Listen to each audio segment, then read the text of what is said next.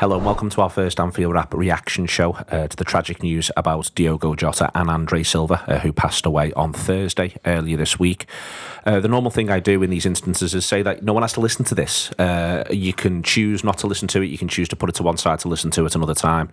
You can choose to think, you know what, I don't want to engage with this at this point. It's all perfectly reasonable. You opt in, you opt out. Completely understand either way. The news has been deeply tragic and it's been very upsetting and very numbing for a number of people. In front of me, I'm being produced by Andy Heaton. I've got John Gibbons and Craig Hannan. We chose yesterday that we would rather not have commented or discussed the news as it broke, and then as there were reactions across the afternoon, and understandable tributes were paid by a wide variety of people, including the footballers. We're going to discuss all of that and maybe even move on to the idea of the footballer himself, the player that we had in Diogo Jota. But John, I just want to sort of start with just the sheer human shock of it all. I think it was overwhelming for a huge number of people. For me, the thing I just couldn't get out of my head all the way through yesterday, genuinely just couldn't shift, is just that poor family. Diogo and Andre's parents, Diogo's wife and children, all the attendant friends and family, the wedding only such a small number of days earlier on in what we can sort of describe as being in party mood, to this shift now. The depth of sadness and grief that they must be feeling, and which will not be going anywhere anytime soon, it's devastating just to comprehend. Yeah, it's almost impossible to comprehend, isn't it? You know, that feeling of loss that they must feel. You know, a mother has lost two sons. You know, to lose one is unthinkable. To lose two together, you know, is almost impossible to get your head around. For his young wife, who, you know, they've known each other since they were kids. She must feel that, you know, I'm sure that she's lost a best friend as well as a soulmate, and the person she was all set to spend the rest of her life with. And, you know, the children who were left behind, you know, now without a father. And, you know, you don't understand sometimes how life can be so cruel, really. And that's what you sort of struggle to get your head around. It doesn't feel real. And then, you know, the devastation of what's left behind, and the people who are so close to him who have to try and go on even though it feels impossible at the moment. You just can't imagine what they're going through. And yeah, the more you kind of read about them and the family and everything that they felt that they had, you know, to look forward to, and the love that they had, you know, at that moment, but everything was in their future, and it is just horrible beyond words. It was one of the reasons, Craig, why we didn't want to react yesterday. And then you see the images come in, the images that I think I'd seen an image from the wedding a few days ago, just happened to sort of pop up on one feed or another. But then you're looking at the image that began to be shared and was shared in one of the excellent videos that the club put out of him with the trophy on the pitch at Anfield, with his partner, with his wife, then partner, now wife, with his parents, with the children. And that idea that this life of his, this career, it's been a shared endeavour, that they've seen themselves as part of it all. They've seen themselves in it, and just sort of seeing that image, and then thinking on top of that, and there is his brother as well as part of all of this. It just hit home so very, very hard. I found personally yesterday just to be absolutely numbing. It was a numbing experience on all fronts. Yeah, it really was. I think it's a funny one with this, because like my overriding sort of thought wasn't about anything to do with football. It wasn't about his goals or about the moments that we had together or experiences he gave us or anything like that. It was, as you said, the family, but it was in particular the photo from the wedding where you see him with his incredibly young family. And they're at the front of the altar, and they're probably looking back at all their friends and family, and his brother will have been in the audience. And they'll have been looking back at him, and the one thing that they all thought they had was time. Like, the one thing that they'll have looked at that family and thought that they've got the rest of their lives to experience together, to watch the kids grow up together, for them to grow old together. You know, there's a career in football there, but there's, you know, that is sort of insignificant in comparison to all of these things that family have lost and have had taken away from them. And so, you know, that was just the override and sort of piece of sadness for me really was just the picture of the family. And there's he's got this young daughter who's so young that she probably will not be able to remember her father, which is just a horrific thing to say. And you really just hope that the two young boys will have fleeting memories of him. But that. And I mean, the one sort of little bit of comfort in all of this, Jesus, there's not much, but the one thing will be that the family will be able to tell those kids when they ask about their father, sort of, how much they meant to him and how much sort of love and him as a person and all of the great things that made Diogo and and things that the family will know. And then it'll only take sort of a quick search online to find, how much he meant to us as a footballer and as a person as well, in terms of, everything that you hear about him. He's just such a special person. You see that shining through in the posts from the footballers last night, which really hit hard when you read each of them.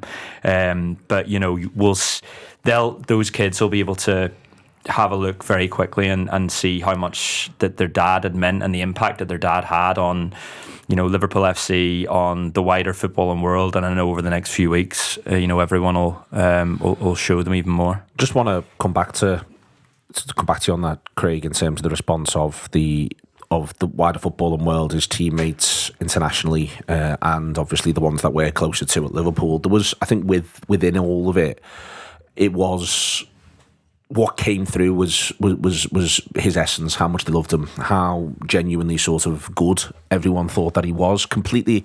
And I think that for me, this is one of the most important things at this stage. It is completely separate to the football elements. They are, Andy Robertson in particular, for instance, saying we could talk about that, but I don't want to talk about that. Let's talk about this instead.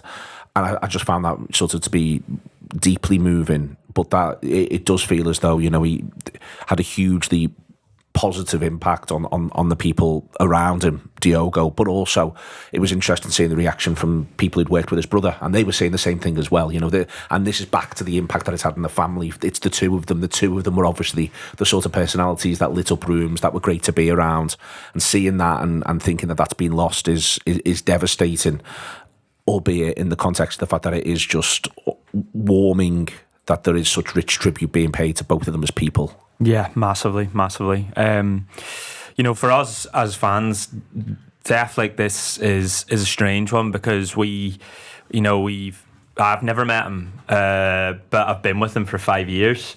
I don't know the guy, but I feel as if I do, and I feel like he's had the sort of impact that he's had on us as football fans, and for all the reasons I sort of alluded to at the beginning.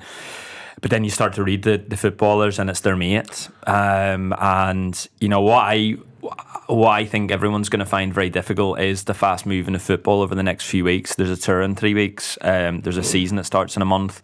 And a month is a long time in football. But you see like Andy Robertson and Queven Keller, who won't be playing with him, and Conor Bradley and the players who were closest to him. You see them talking, you're wondering, that's just 3 weeks away. But they are so lovely reading what they had to say about this person. I was about to say footballer, but this person who was their mate, who had such a profound sort of impact on their lives and who they had so many laughs with. That was the thing that shone through. I think one of them said something along the lines of, he wasn't just someone's friend, he was everyone's friend, which was a lovely sort of thing to read about him. But I felt very strange yesterday because I was like, I don't know this person, and how can I feel so down about someone that I don't know? But it was because we're all part of this mad community that makes us feel as if we do know them, and it makes us feel as if we are close to them. And Diogo in particular felt like he was one of the players that felt least like a footballer. He felt just like a fella that you'd meet, in any sort of walk of life, really.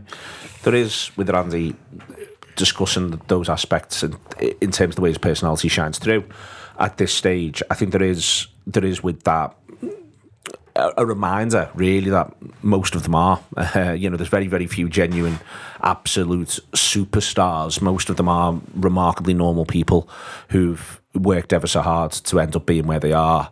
But again, it's done with support. And for me, one of the reasons why it is so devastating is it's the idea that it's the support structure, that's the thing that's left behind. It's the parents, it's the wife, it's the children. And as I say, it's not just for one son/footballer, but it's for two. And that is the bit which I think from the outside just feels so devastating to observe and to take. It's the whole thing's absolutely heartbreaking, and we see Craig was talking then about you feel like you've been with them 5 years and you don't know them, but I think what we've seen over the last 24 hours is that these are human beings, and that they have lives, and I didn't even know up until yesterday that he lived in Crosby. It was just kind of just living his every day, getting on with it. One thing that got me thinking yesterday was there was a short of him and Canate the club released, and they were just having a laugh, and then we were talking about moments, and Diogo was talking about collecting moments, and he basically we can enjoy them when we retire. Yep. And that just stopped me dead, and it was just like, and we put these superstars on pedestals, and we don't really appreciate. And this is the sad thing about it, is that you can have all the trappings of a footballer's salary, a footballer's life, but I think we forget this sounds ridiculous. The sacrifices these guys make, for all the trappings and the luxury it brings, these are professional athletes who sacrifice a lot, and the essence of what you were talking about his family and his brother, and they were very family oriented. Yeah, which has come through in all the testimonies. Which has come through in everything, and even like the tributes to him from Andy Robertson, Queeve, everyone else, and it's futures that have been stolen away. For me, as Craig was saying, I've never met any of them before, but my heart's broken for them, because all the dreams that they would have had, everything they were going to do in the future, and they would have had plans that's been snatched away in the most horrific circumstances. And just before I pass on as well, it's like my mind works is it's the people this will affect who you might not appreciate, and I'm not talking about his immediate family. They're obviously the priority, but even like the staff at Liverpool, like the girls who run the coffee, the little coffee stall, and it's the day-to-days, the physios, the people who have probably more contact with the players than anyone else, bar the manager and the families, and they're how are they supposed to deal with it? So it's just, as you said, it's numbing and heartbreaking. Of the people in the room, John, you actually met him. You interviewed Diogo for the Anfield Wrap.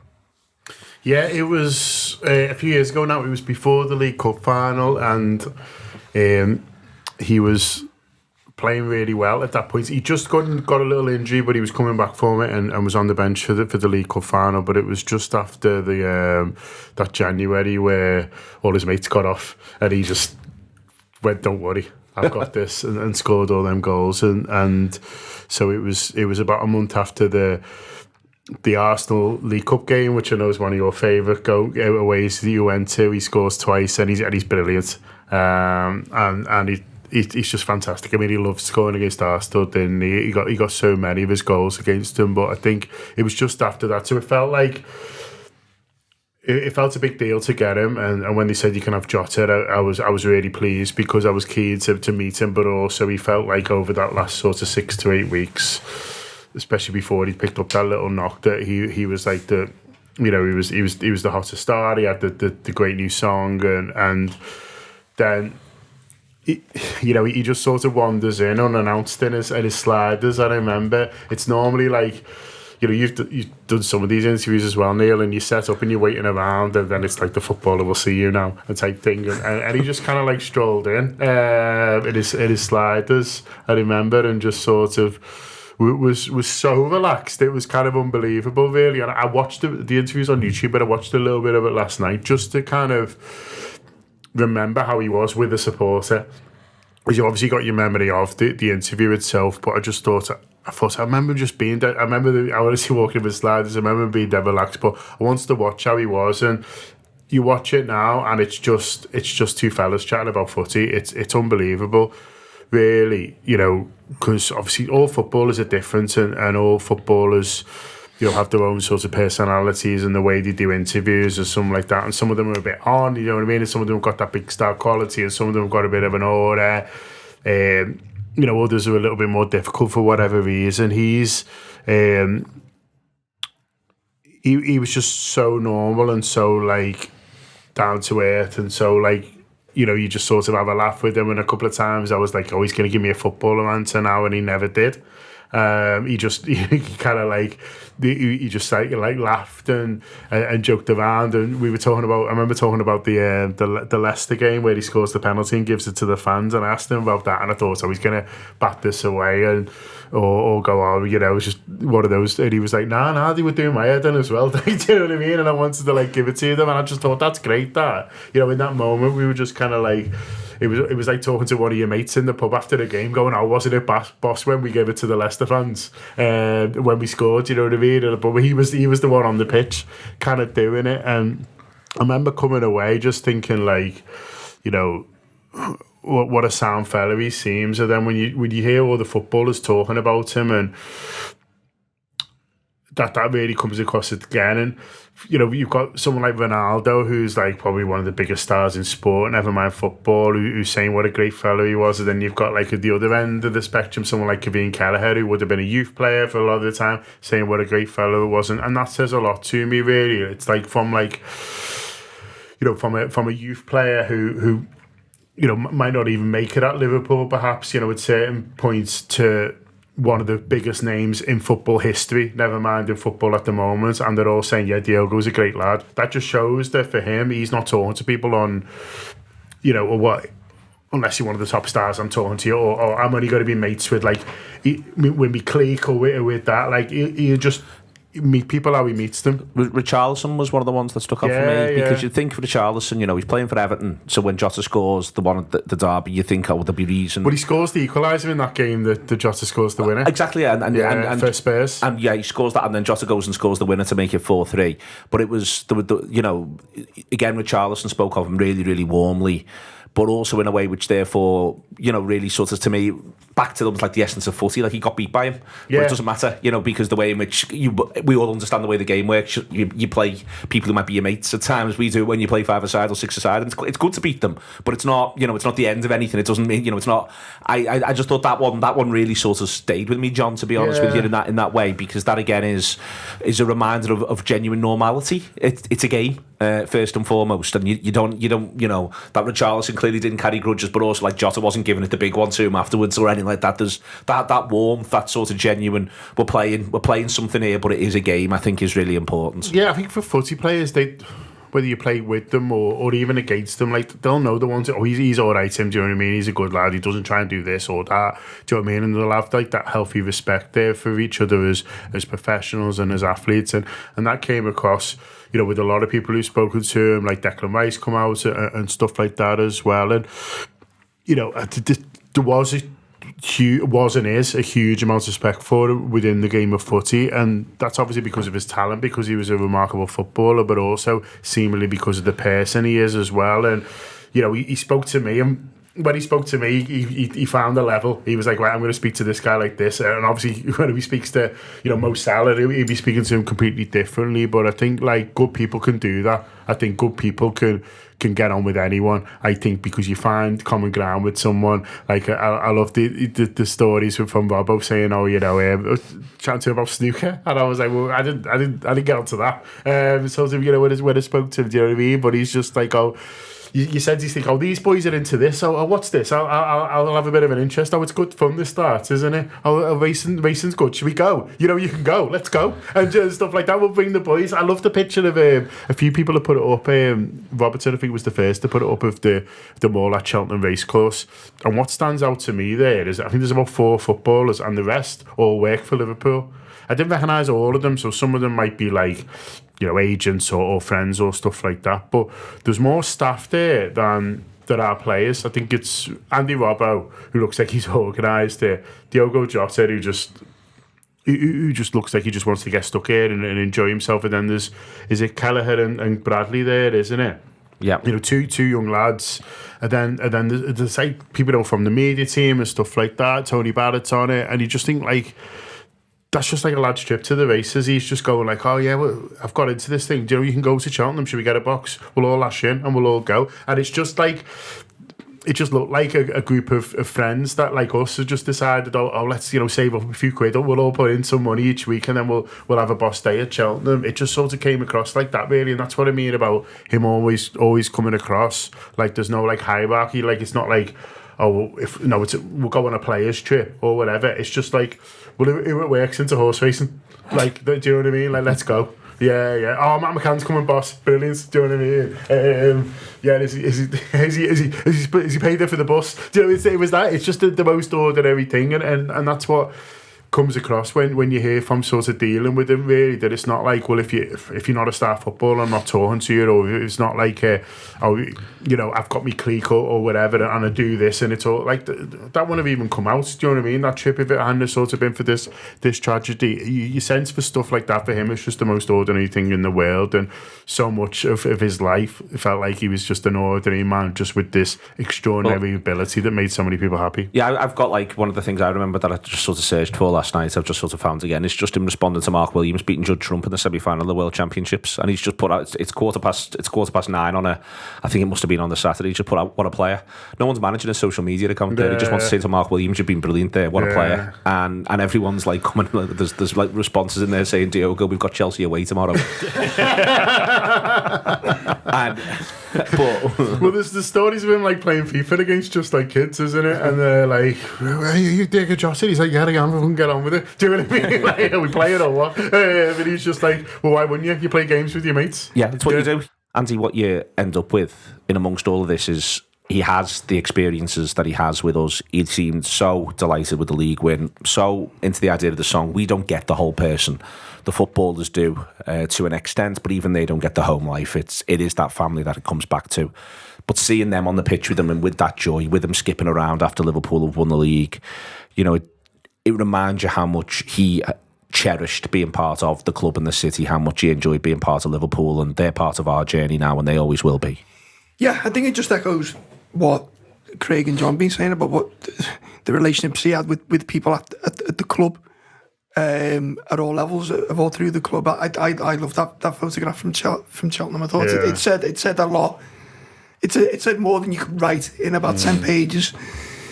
I think as well, I mean, we only focus on our squad because we see it more than any other squads. And one of the things that stuck out with the lead up to the title celebrations, Jota especially, was they were allowing themselves to enjoy it, but very much with each other.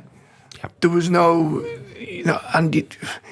again, we don't know because of other teams, but they were very much in the moment and enjoying the bits that they could, and their own little cameos I thought was brilliant. And I love the way, they all pushed each other forward, and then the video of Diogo swirling his thing round his head to a song, and you wonder what. I think it shows that we can be very, very cold and cynical about football, can't we? We can. Yeah. It's the nature of it, and that is a byproduct of how football is served to us nowadays, and the distance between the perceived distance between. When I think it just shows that these are young men who've got far more in common with us than we might appreciate, and they can cherish these moments. And listen, you can't tell me for all the money in the world. I mentioned before about the video between Canate and Jota, and they were talking about moments, and it's those moments, and we're privileged because we get to share those moments with them, and just everything that's happened since, it just amplifies it all so much.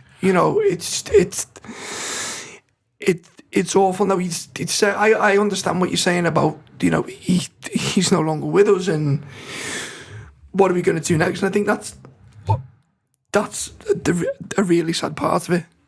Like the roots that they've put down. His 3 kids were born here. Yeah. His 3 kids were born here, and that's one of my overriding thoughts on all this. It's. Craig made the point that they're only very young, and kids are resilient, kids are adaptable. We know that. But what do you do? What it's just a question that you can't possibly answer, and even to think about it, it's heartbreaking. It's heartbreaking because there's the double faceted nature of it as well, which is back where we started, Craig, in terms of, there's a lot of people who've got to sort of rebuild lives here. For me, with the tributes, with what that exists on social media, the one thing that I took from it yesterday when I was just sort of going through stuff, as I said before, quite numb, was how much he seems to have cherished some moments. I really liked seeing his video from the parade, his way around. I liked the number of times when you saw some of those interviews, him talk about club and city, that idea that he saw himself rooted in the place. And he said before, I didn't know he lived basically 15 minutes walk from ours either. I didn't know that, but sort of thinking about that, thinking, the same stretch of beach, all of those bits and pieces, the same bit of parade, the same, or where we knew where we were there, and all of that. I think that is one of the reasons why I think it has hit people hard, and I'm sure there's a lot of people listening to this for whom it has hit hard, because all of those are shared experiences, but also ones where you feel as though he enjoyed them as much as he possibly could, and that to me is a good thing in amongst what is something so deeply tragic. Yeah, massively. There's a brilliant video of him watching, and I think it's from the fan park in Paris where Webster's playing his song and everyone's singing along to it, and the camera's just on him, and it's just like this wide grin as he watches it. And you really get the sense that he enjoyed enjoying all of this with us. The thing that I'll sort of take from this is that he'll know and have known how much he was loved by us, in that we sung that song every game that he played, reverberated around every away end, particularly in the beginning when John was talking about around that Arsenal game. I remember when the song had just started and it was coming through, and it's it was at half time, it got sung the whole time, it got sung at the end. He'll have known sort of how much we appreciated him and how much we enjoyed sharing all of this with him, and he'll have loved that. He was a footballer that was very much online. We've talked about that before, both within streaming and FIFA, and on his own social media. So he'll have saw all of those moments. He'll have saw all of those clips. He'll have watched them probably with that grin that we get to see that once. He'll have watched those thousands of times. And there's a brilliant video that Liverpool put up as on that final day of the season where he's singing his song as we're singing it. We're all singing it together, and it's just brilliant. So I take real comfort in the fact that he'll have known just how much he meant to us as a fan base. There's no sort of worry with us as to we wish we'd have done this with him, we wish this had happened. There's no regrets with his career, because he had a brilliant time at Liverpool, and we sort of showed that appreciation to him time and time again, and in doing so he showed that back to us as well. There's a nice clip there's one of the round table things that Liverpool do with Standard Chartered, and the interview, I don't know who the interviewer is, apologies on that one, which says, what does it mean to you to play for Liverpool? And you can see the others, I think it's Kanate and someone else going, I'm not sure how to answer, that's a big question, do you know what I mean? And Jota just goes, I'll go, fucking everything, do you know what I mean? And the way he talks about it is like a lad who's almost saying, it wasn't written for me to get to a club like Liverpool. I think he's done some stuff for the BBC that the BBC have put out more recently, where he talks about being a 16-year-old and wondering whether he's going to be a professional footballer at all. Never mind at a club like Liverpool, really. And obviously it starts going well for him. Then he makes it a bit of a name for himself in Portugal. But he wasn't in terms of the start he had in his life and things like that. And it wasn't all this is this superstar who's going to be, a Liverpool player who wins championships and things like that. It wasn't like that. And I think because he's felt like he's had to scrap through his teenage years and stuff like that just to be kept on, and then to make it as a first team player. Then obviously he does really well in Portugal, but even the move to England comes to Wolves in the Championship. And I think you talk about humility. There's some players who won't go, I'm playing the Champions League with Porto here, I'm not going to Wolves, the Championship. But he saw that as a step, and no, this is the step towards a way I want to go. I really enjoyed reading all the stuff from Wolves fans yesterday. Yeah, 100%. Because you live in your own little bubble, really. I'd either forgotten or not realised how much they absolutely adored him, really. And I was reading this one Wolves fan who was like, I remember used to watching him thinking, I cannot believe you play for us. Like, I cannot believe. And that's like, that period for Wolves, you know, is for any fan under 50, like, is the most exciting time supporting the team, because suddenly Quarter-final of Europa League. Yeah, suddenly they've got all these players. They go up from the Championship, they come up to the Premier League, they hit the ground running, they're playing great. Like you said, they're doing Europe and everything, and he's part of that. So when we think of, as Liverpool fans, when we think of like, oh, the period from 2018 to 2020 where we win the lot, and all those players, Wolves, that was Wolves's, you know, as well, the same period. That's like, you know, for Wolves fans who are the same age as us, like, that's their thing. And Jota was the talisman of that, you know. And I saw someone screenshotting two pictures of Wolves goals, and it's all the defenders on the floor, and I was like, yeah, I've seen that. That's what he's sort of done for us. And you know, there's the really famous one, obviously, scores against Man United in the FA Cup, where he leaves a couple of Man U players on the deck in his wake, and it's just, and I'm just thinking, like, they're like the Liverpool goals where there's just a little shimmy, and he sat down a defender, and then he sent the goalie the wrong way. And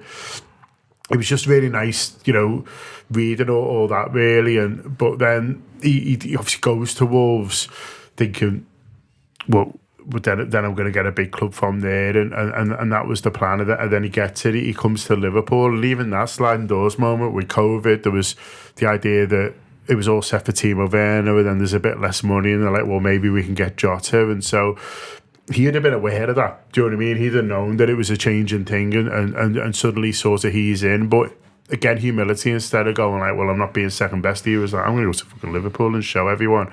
And he played like a player who felt privileged to play for the football club, and that's what always came across to me, really. And I think that's because of the journey he took in his life and his upbringing. Obviously, you know, you talk about people saying similar things about his brother. That's not genes, that's like family and how you're brought up, and the values that are installed in you from a young age. And he obviously had all those. So he sensed the minute he come to Liverpool, he was like, and he said it, if I'm at one of the biggest clubs in the world. What a gift. What an amazing thing, and what a privilege to play in front of these supporters and for this club, and I'm just going to make the absolute most of it. And he had to wait a year to get the fans. But then what he did, once he did, he soon had the song, like you say, Craig, and he soon sort of embraced that. And, you know, he seemed to jump up a level. I don't think it's any coincidence that his best goal scoring season for Liverpool comes in that year where we're all sort of back in the grounds, because we fed off each other and we bounced off each other. And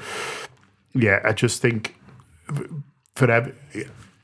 you could see how much it meant to him, and when he spoke, when he talked, but also just the way he was. Do you know what I mean? Words can be empty, can't they, if they're not backed up with how someone is day to day. But he was like that day to day. He was like that every time he went on the pitch. He was like that every time he represented the football club in any way, so on and off the pitch. You could tell he felt a real honour to play for this team, and as a fan, that means a lot when you see that. One of the things he said was that when he was coming through, his parents, he could see the worry around how his parents were going to continue to pay for his training, and so he used that as motivation. But you actually, when you watch him play for Liverpool, sort of, you know, 10, 12, 14 years later, you still see that player with that same motivation that, like, just gave absolutely everything to the shirt whenever he did play. You know, and that was the thing that I sort of most respected of him. You know, there's brilliant goals, there's the grit, we love the needle, you know, we love his ability to beat players and for it to bounce in his favour. You know, we loved we loved all of the different shapes and sizes of goals he scored. Loved the smile, you know, whenever he did. But I just loved, like, how much at the end that even if there was a game where you didn't feel as if you've got Jota at his absolute best, you knew you got Jota the battler, the one that was going to show the fight that was necessary, and that had obviously sort of carried through his career as a footballer. It's a cliche in football. It's from the media training or whatever. Oh yeah, I've done it for the fans, but you got a sense with Diogo, he did do it for us, for all the reasons that we've just been speaking about. And I think he's not the only one in that squad either. Yeah. And I'm kind of reminded, you mentioned his song, and then I was watching a clip where he recorded a clip for Boss Kids. Yeah. Diogo, and that, just no obligation to do that. just about a song, and I thought it was brilliant. And it reminded me of when we showed Alisson the reaction of us when he scored the header. We showed him the video clip, and in those rare glimpses, I think you see just how much they do love playing for this football club, and we do have that connection. And again, I'm not saying other clubs don't have that connection. I don't want it to be misconstrued by that, because I'm sure they absolutely do. But I think we forget sometimes how much it does mean to quite a few of them, and you know how much us idolising them, respecting them, you know, the songs and everything like that. And you know, he must have felt an immense, I would imagine he felt an immense sense of pride of what he'd achieved to get as far as Liverpool, just alluding to what you were saying earlier, and you know, being able to have his family in the ground. I would imagine on the occasion, and then obviously the day we won the title, and the last day of the season as well, and just to have everything set before him, and then and then this, and it's just, I just hope, I get the sense he did, I suppose what I'm saying, but I just hope he felt just how much we loved him as a player. Okay, thank you very much to Andy, to John and to Craig. All our thoughts are with family, friends, teammates, colleagues of Diogo and Andre through this time. It's exceptionally difficult. Make sure whatever you're doing, you're looking after yourself and looking after one another as well. There's no more that we can do than that in this sort of scenario. Lots of things are happening around Anfield in terms of condolence book, and keep an eye on everything that Liverpool themselves are putting out around all of this in order to give clarity as to what's going to happen next. But in the meantime, this is the Anfield Wrap. The next show that comes out on the Anfield Wrap will also be about Diogo Jota. Maybe today, it may be on Monday. We'll see what sort of thing that we're doing and what the direction is over the course of the next couple of days. At some point, normal service will be resumed from the Anfield Wrap, but I don't know when that is. You don't know when that is. None of us know when that is. This is what happens when something deeply tragic happens. Thoughts with everybody. I hope everyone's well.